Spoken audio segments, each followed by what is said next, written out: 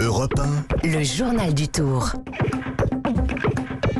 C'est l'heure du journal du Tour avec vous, Martin Lange. Bonjour Martin. Bonjour Dimitri, bonjour à tous. Envoyé spécial d'Europe 1 sur la route du Tour. Dernière étape danoise hier et victoire néerlandaise encore une fois. Oui Dimitri, on a assisté à deux renaissances ce week-end, celle du bon et celle de la brute.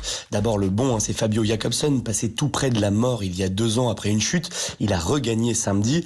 Et hier, c'était au tour de la brute. Dylan Groenewegen, le bourreau de Jakobsen, c'est lui qui l'avait fait chuter. Suspendu, menacé de mort, mis au banc du cyclisme professionnel. Le voilà lui aussi de retour dans la lumière. Un joli clin d'œil du destin. Voilà, quelle histoire de peloton ça. Alors quel bilan, Martin, peut-on faire de ces 3 premiers jours de course hors de nos frontières ?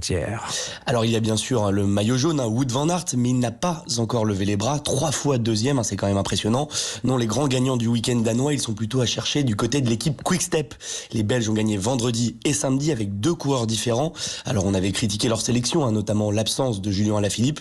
Eh bien ils ont répondu sur la route pour le plus grand plaisir de leur manager, Patrick Lefebvre, toujours un peu provoque. J'ai 67 ans, je ne dois plus rien prouver. Si je commence à lire tous les critiques qui sont écrits chez moi, je peux prendre une corde et me pendre. L'autre grand bonhomme de ce début de tour, c'est un Danois, Magnus Cort Nielsen, maillot blanc à pois rouge sur le dos. Il a encore fait le spectacle hier, échappé et acclamé par son public. Alors le public, justement, c'est aussi ce que l'on retiendra du grand départ du Tour au Danemark. Oui, une ambiance absolument hallucinante. Des milliers de personnes sur le bord des routes. De la vie générale, ça faisait très longtemps qu'on n'avait pas vu ça pour un grand départ. Même le Danois Michael Rasmussen, un local pourtant, n'en revient pas. C'est absolument incroyable ce départ, de voir ça dans mon pays. Le seul départ où on a eu une ambiance comparable, c'était à Londres en 2007. C'est vraiment le seul endroit où j'ai vu une ambiance comme ça. Pas trop triste de partir ? Oh non, pour moi, pas vraiment. Je suis content de retourner en France. Ça sera plus calme pour travailler.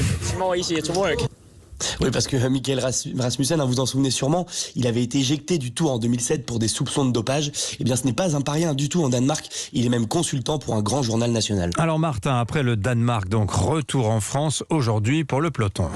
Oui, les 176 coureurs ont pris l'avion hier soir, juste après l'arrivée, direction Lille et Calais, où ils ont passé la nuit.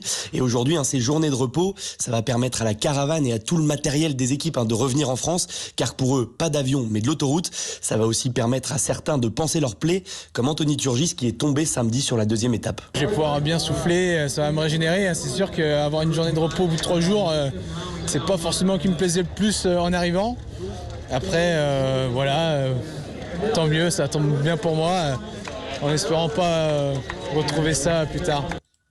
Pour les autres, le programme est simple, du vélo ce matin pour garder le rythme et des soins cet après-midi. Merci beaucoup Martin Lange, envoyé spécial d'Europe 1 sur les routes du Tour qu'on va vous retrouver tous les jours.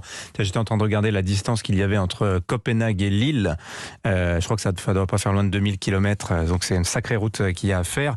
Et là, le journal du Tour revient tout à l'heure à 8h30, cette fois avec Axel May. Il est 7h23 sur Europe 1.